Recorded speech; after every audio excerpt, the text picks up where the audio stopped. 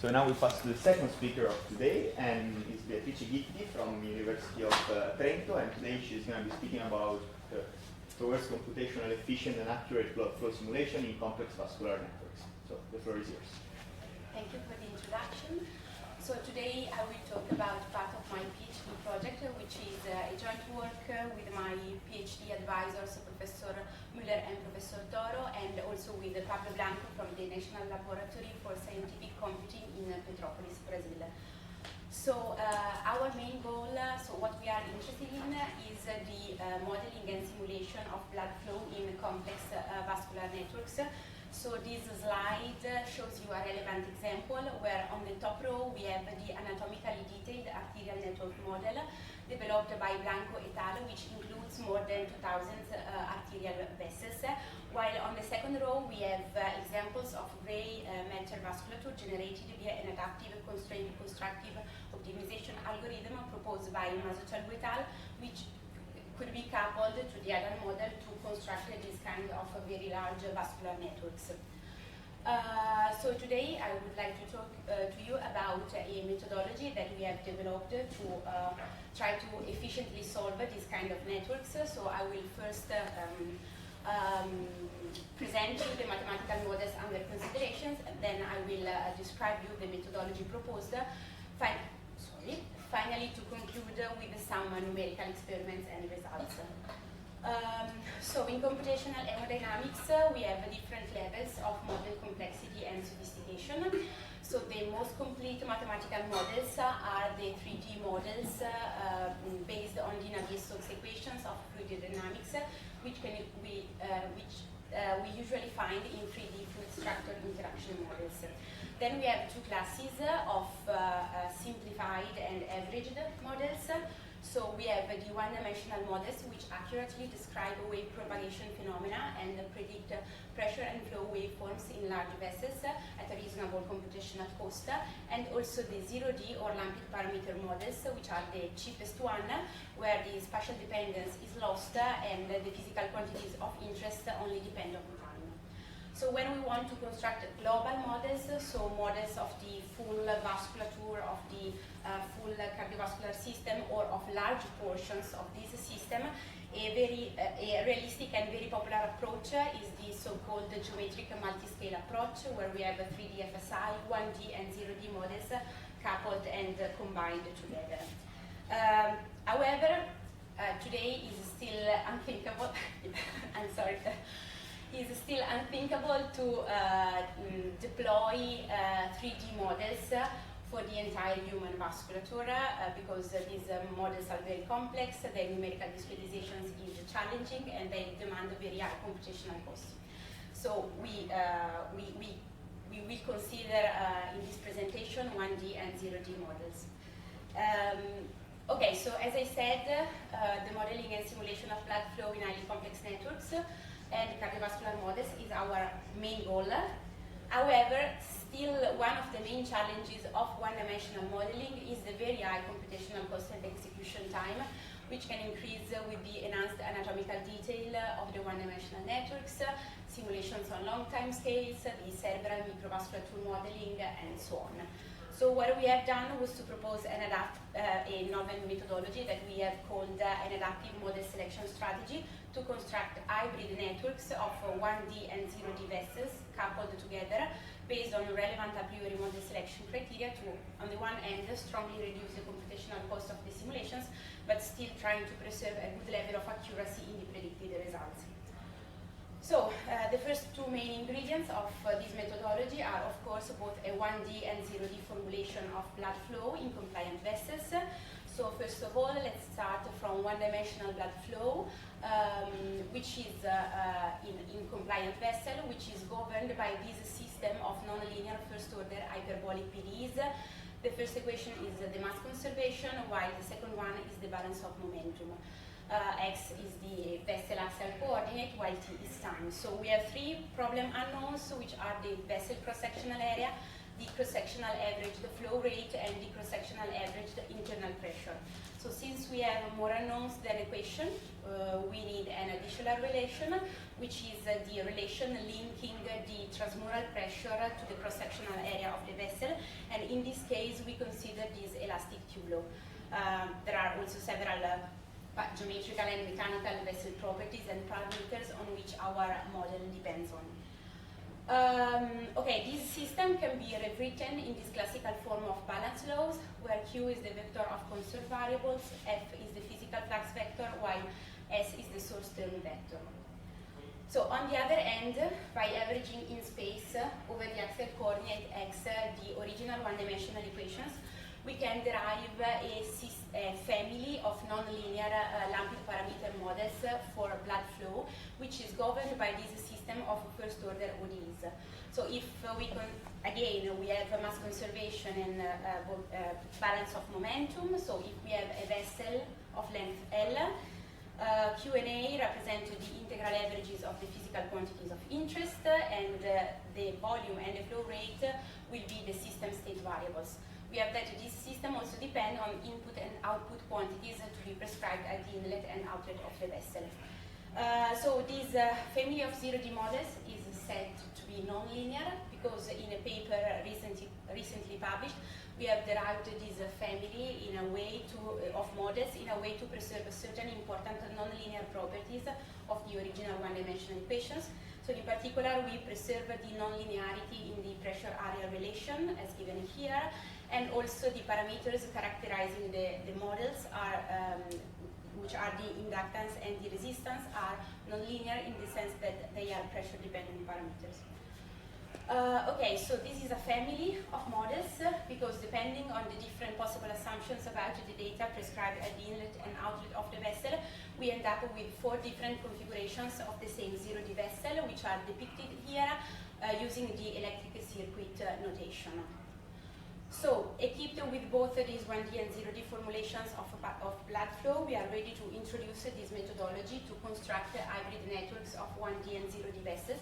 So where in principle, given any generic vascular network, we can replace each one-dimensional vessel can be replaced by a 0D vessel by a per segment mapping, so that the topology of the original one-dimensional network is fully preserved. And then we have that 1D and 0D vessels can be coupled together through 1D, 0D, and hybrid coupling strategies at the junctions, as depicted here with a few examples of the different types of junction. Okay, so what we need next is a set of suitable coupling conditions for each type of junction. So let's start from the 1D junction case. So if we have n 1D vessels converging at the junction interface, we can define a Riemann problem with the discontinuous geometrical and mechanical vessel properties. So the Riemann problem is formulated here. It has been extensively studied, for instance, by Torrens Sevilla, Spirimbergo et al. And the self-similar solution to this problem consists of 2 n constant states.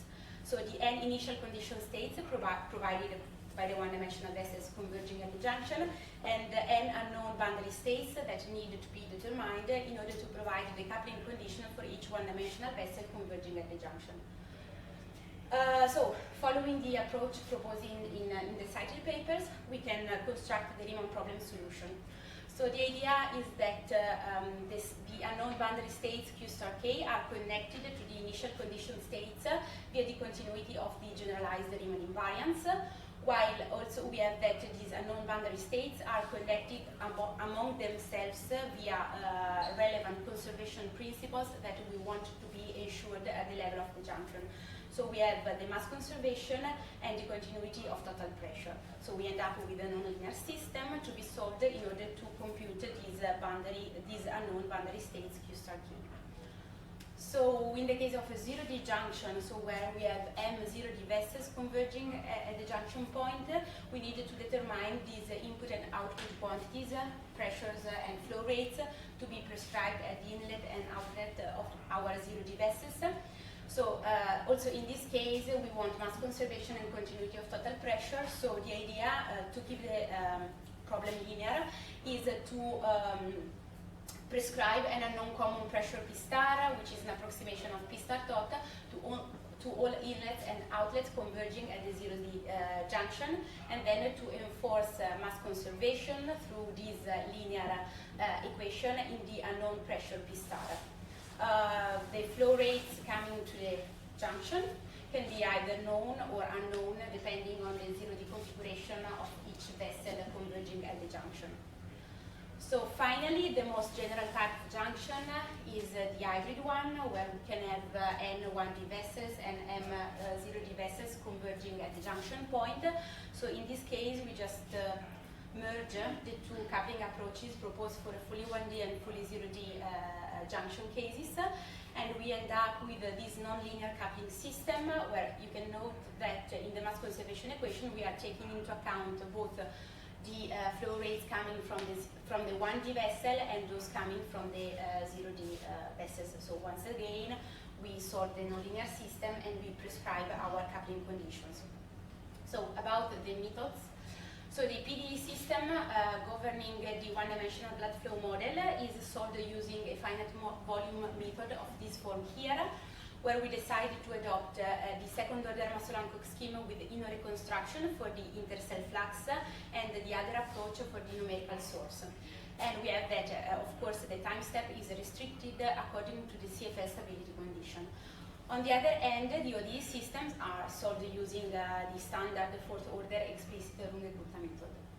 A very important aspect to be addressed when we solve networks of vessels is the accurate treatment of numerical treatment of junction, because we want the order of accuracy of the numerical schemes adopted to solve 1D and 0D vessels to be preserved and achieved also at the level of junctions.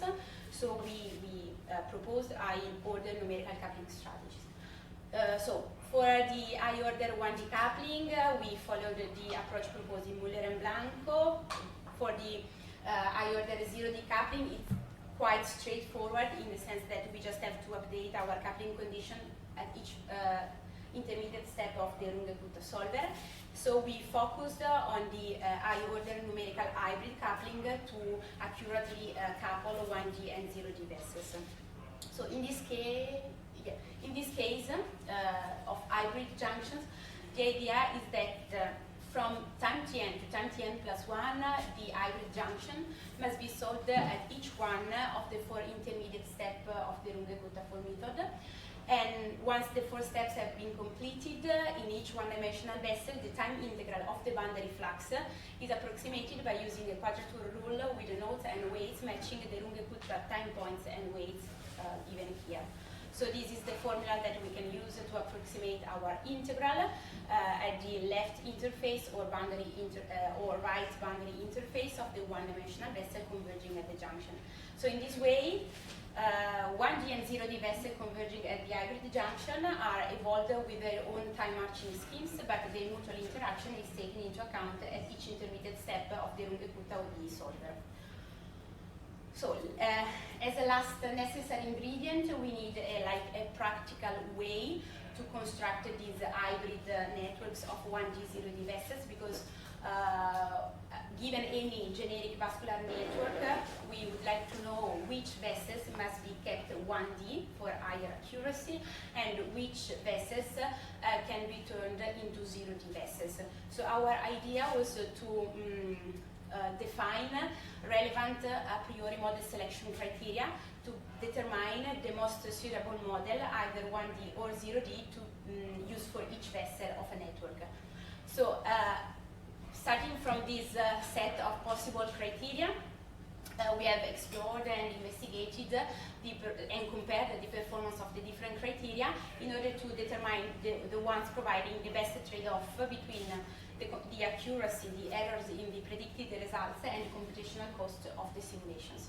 So to assess the criteria, the idea is that for each parameter listed here, we consider several 1D, 0D thresholds.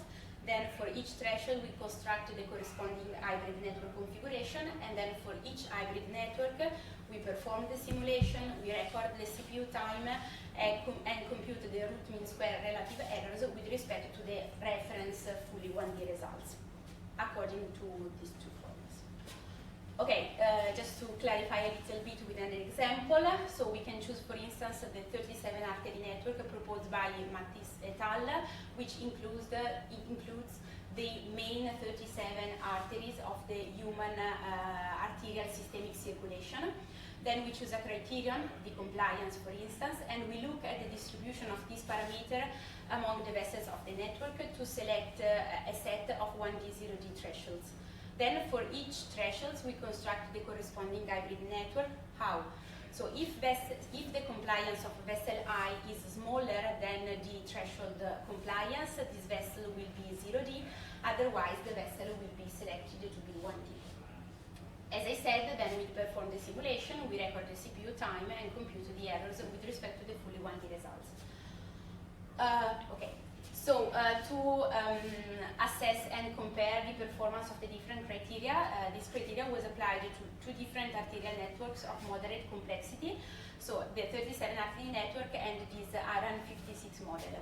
And we have generated this kind of efficiency plots, where on the x-axis we have the CPU time per cardiac cycle, while on the y-axis we have the mean root mean square relative errors in the pressure and flow rate. Each curve corresponded to a different criterion tested, and the markers on each curve correspond to the different 1D, 0D thresholds considered for that parameter. So the x-axis is inverted, so the CPU time is decreasing because we start from this lower left point, which corresponds to the fully 1D simulation, where we have maximum CPU time and clearly zero errors. And moving along these curves, we end up to the right upper point, which corresponds to the fully 0D simulation, where we have clearly minimum CPU time, but the maximum errors with respect to the fully 1D result. So by looking at these efficiency plots, we observed that there are these two curves, also here. The one in green corresponding to the intravascular volume, and the one in violet corresponding to the compliance, that remain further below with respect to all the other efficiency curves. So this was suggesting that the volume and the compliance are the criteria providing the best trade-off between the computational cost and the accuracy in the results from the corresponding hybrid networks configurations.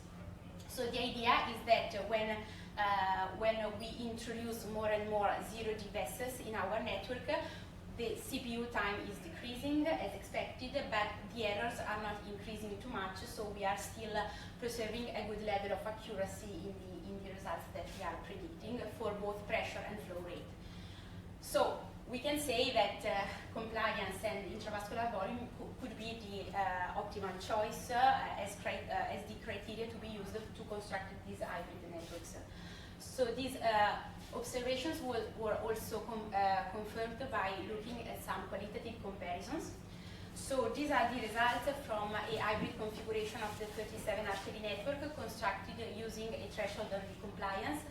So you have to look at the results in red from the hybrid configuration compared to the results in the black dashed lines, which are from the fully 1D simulation, and we can conclude that this hybrid configuration is still able to produce very good approximation of our pressure and flow waveforms. The main features, shape, amplitude, systolic pressure peak of these waveforms are well captured by the hybrid configuration, with the additional gain in terms of computational efficiency. So you can see this comparison in this table here between the hybrid results and the fully 0D results. So in the hybrid case, the errors are reduced, and we have a quite satisfactory speed up in terms of computational cost of the simulation. Of course, the highest speed up would be with the fully 0D simulation, but coming at the cost of highest errors in the results. Okay, similar analysis for this hybrid configuration for the ADAN 56 model, against very good agreement between the fully 1D and hybrid results, and still a significant speed up in terms of computational cost. Okay, so I will conclude saying that okay, we consider this work as a first step high-performance modeling and computational framework to efficiently solve hybrid networks of vessels.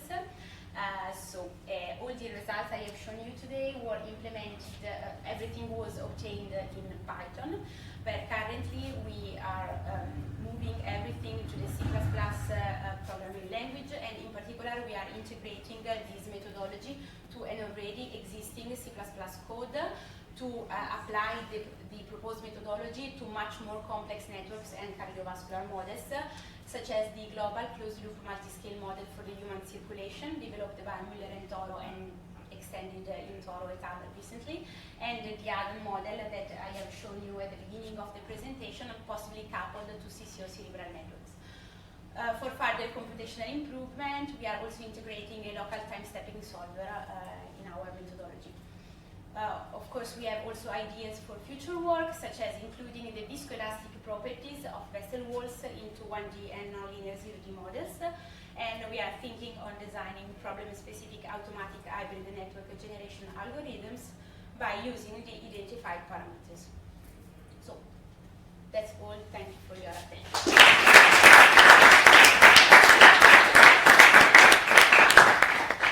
Okay. Is there any question from the audience? Pretty sure somebody from the group of Pavarino would like to ask something. No.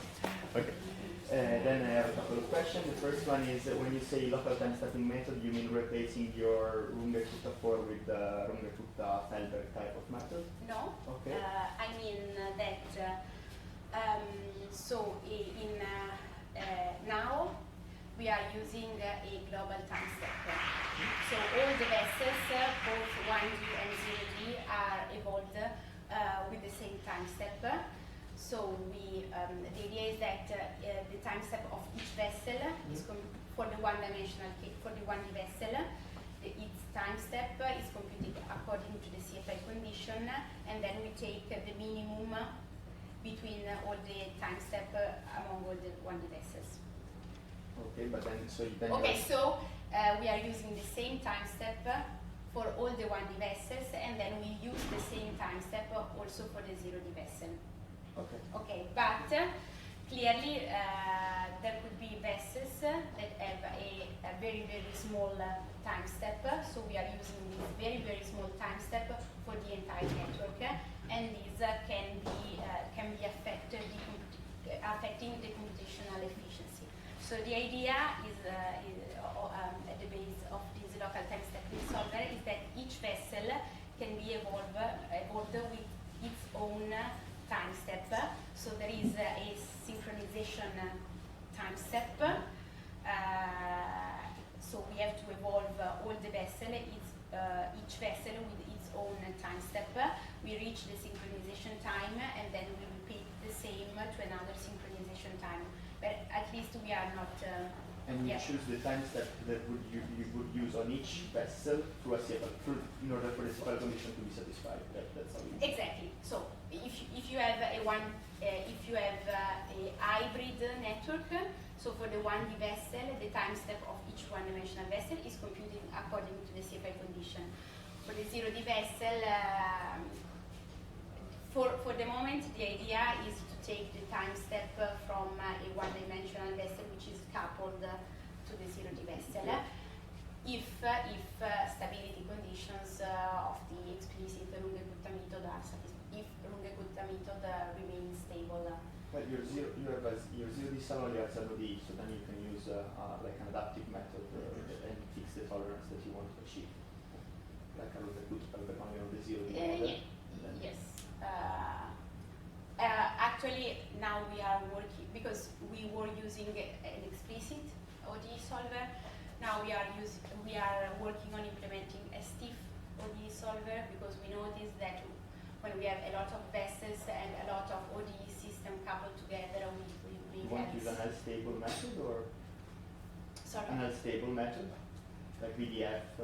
Yeah, we are trying different options, yes. Okay, is there any other question from the audience? Okay, if not, we thank again the speaker.